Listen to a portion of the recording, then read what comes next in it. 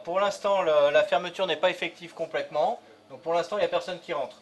Question, que se passe-t-il dans la tranchée couverte de l'autoroute A11 à Avrier lorsque celle-ci est fermée à la circulation? Tous les 4 mois, et c'était le cas la nuit dernière, cet équipement long de 1700 mètres est en effet interdit aux usagers entre 20h et 5h du matin. Du coup, quelques 70 techniciens en profitent pour investir les lieux. Cela va des spécialistes qui vérifient l'état du béton, en passant par ces faucheuses grand format qui ne peuvent opérer aux abords de la tranchée que lorsque la circulation est interdite. On en profite également pour effectuer quelques retouches de peinture, de la maintenance classique et bien évidemment le grand nettoyage est de rigueur. Un nettoyage qui a d'ailleurs un impact psychologique sur le conducteur. C'est ce qu'ont constaté les responsables de Cofiroute grâce à des sondages on ne peut plus sérieux réalisés auprès des utilisateurs. La réponse a été de catégoriser l'ouvrage en deux types d'ouvrages, les ouvrages propres et les ouvrages sales. Dans l'ouvrage propre, on sous-entend derrière que c'est un ouvrage bien entretenu dans lequel on se sent en sécurité. Dans un ouvrage qui l'est moins ou qui est sale, eh bien, on peut supposer que les gens se sentent beaucoup moins à l'aise. Le système est automatique, on va catégoriser l'événement, dire oui c'est un vrai incendie et il se situe à tel endroit. Derrière, la fermeture de cette tranchée couverte permet également de faire de la formation. La nuit dernière, des gendarmes et des pompiers se sont ainsi rendus sur place. À l'automne prochain, ces gendarmes et ces pompiers se retrouveront d'ailleurs sur ce site pour la simulation d'un accident nécessitant le déclenchement d'un plan rouge, ce qui permettra de tester grandeur nature la coordination entre les divers professionnels susceptibles d'intervenir en pareil cas.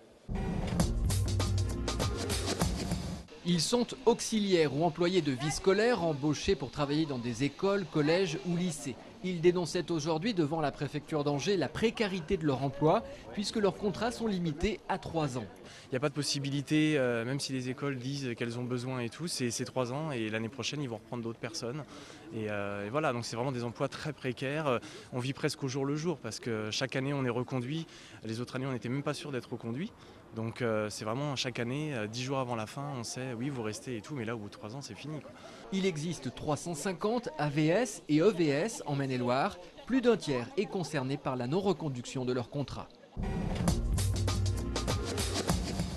Le chiffre du jour, ce sont les 700 000 € d'indemnités complémentaires que 60 ex-salariés d'ACT et de Bull vont pouvoir se partager au terme d'une très longue procédure juridique. Après la liquidation d'ACT Manufacturing en décembre 2002, ils avaient réclamé 2 mois de salaire en indemnité pour leur ancienneté dans l'entreprise Bull et la Cour d'appel vient de leur donner raison. Reste un procès en cours pour les ex-ACT qui reprochent au groupe Bull, leur ancienne maison mère, d'avoir économisé un plan social. L'affaire sera bientôt jugée par la Cour d'appel de Poitiers. Les ex-ACT réclament chacun 52 000 € d'indemnité.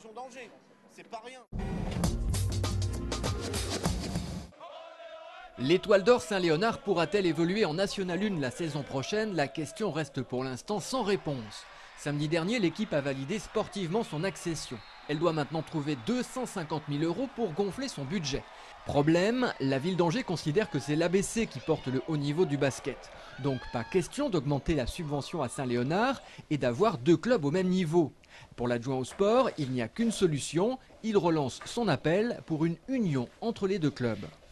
Les 2 présidents, entendez-vous travailler sur cette union dans l'intérêt du basket et du basket de haut niveau sur Angers? Seulement ça coince, les 2 présidents de club n'ont jamais réussi à s'entendre. Alors y aura-t-il un changement? Vendredi prochain, Alexandre Pietrini va sans doute devenir le nouveau président de Saint-Léonard. Pourtant, il confirme sa position, il ne veut pas entendre parler d'une union. Saint-Léonard mérite une place de par son projet social. Voilà, on est un club de quartier qui faisons vivre tout un quartier, Saint-Léonard, les Justices, la Madeleine. On est fédérateur, on essaye de faire en sorte de recueillir et d'accepter tout le monde, ce qui fait de nous d'ailleurs, après Cholet, le club le plus important du Maine-et-Loire.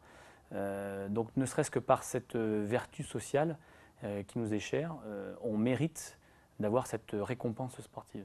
Saint-Léonard pourra-t-il tenir cette position? Le bras de fer est engagé.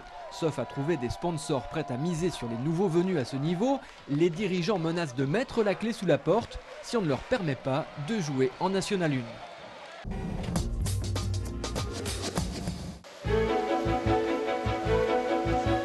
Des fleurs et des visiteurs par centaines de milliers, nous sommes au Floralie de Nantes. La prestigieuse manifestation ornementale va attirer jusqu'au 19 mai au Parc Expo de la Beaujoire des passionnés en foule qui dégainent leurs appareils photo à tout bout de champ pour immortaliser le travail des paysagistes.